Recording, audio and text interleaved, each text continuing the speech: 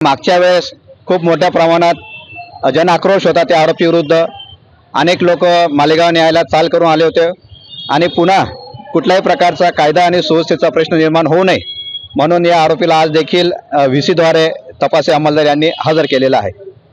यामध्ये तपासी अंमलदार यांनी पुन्हा काही मुद्द्यांवर आरोपीचा 4 दिवस पोलीस कस्टडी रिमांड मिळावा असा विनंती अर्ज remand report police custody remand report माननीय न्यायालयात सादर करण्यात आलेला होता।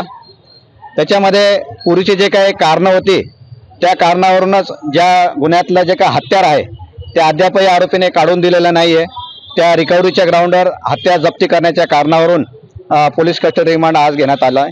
दुसरं ग्राउंड असं होतं की या कृत्य करण्यामागे आरोपीला कोणी कोणी मदत केलेली आहे, तर त्याला कोणी साथीदार आहे का या तपास करण्यासाठी देखील पोलीस कस्टडी रिमांड घेण्यात आलेली आहे।